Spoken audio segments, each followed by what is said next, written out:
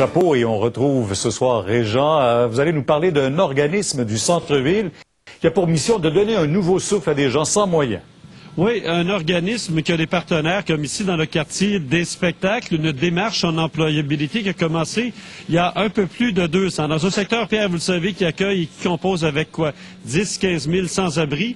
Alors, la Société de développement social de Ville-Marie s'est mise à frapper à la porte d'employeurs ici au centre-ville et a fait débloquer comme ça en très peu de temps, finalement, environ 150 projets, malgré les tabous, évidemment, et les préjugés.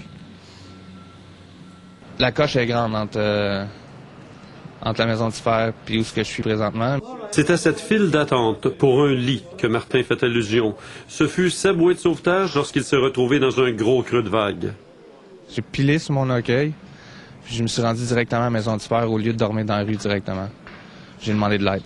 Aujourd'hui, son nom n'est pas au haut de l'affiche, mais il est des plus fiers de se retrouver au cœur du quartier des spectacles. Il s'y est taillé une place grâce au contact de la Société de développement social de Ville-Marie. Comme la Maison du Père, Sac à dos, Spectre de rue, etc.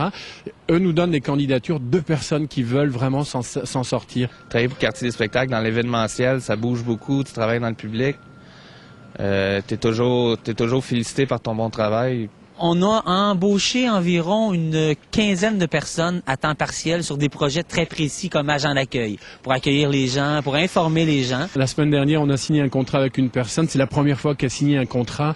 Elle tremblait tellement il y avait de l'émotion dans ce geste. Mettre de la couleur dans une vie qui nous échappe, ne serait-ce qu'un temps, c'est pas mal ça le sens de la démarche qui a offert autour de 25 000 heures de travail l'an dernier à du monde qui en avait pas et avait par contre leur part de souffrance. Comme j'ai eu besoin d'une adresse pour avoir mon courrier, le sac à dos m'a aidé là-dedans, et les casiers d'entreposage qui ont pu garder mes choses entre-temps, le temps que j'étais dans la rue. Aujourd'hui, ça va bien. Puis j'aime beaucoup travailler avec ta page. J'aime ça quand ils m'appellent. Puis ils me disent hey, « Charles, on a quelque chose pour toi. » Je suis comme « All right, let's go. » Je suis content.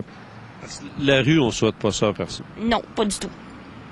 La rue, c'est pas une sinécure, comme on peut dire. C'est pas la meilleure ambiance. C'est pas la meilleure nourriture non plus. C'est pas les mêmes heures de sommeil.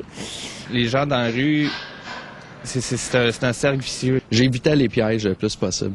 La rue, espère-t-il, ne leur dictera plus leur quotidien. Ils lui tournent le dos. Exactement.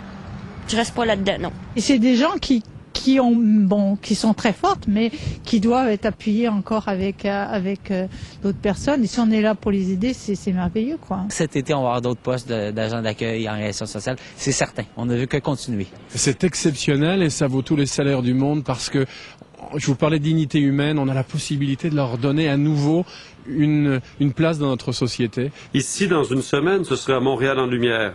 Martin, lui, voit déjà pas mal plus clair. J'ai une grande nouvelle que ma blonde m'a appris, c'est qu'elle est enceinte. Elle est rendue à 4 mois de fait. Fait que ça peut pas aller mieux.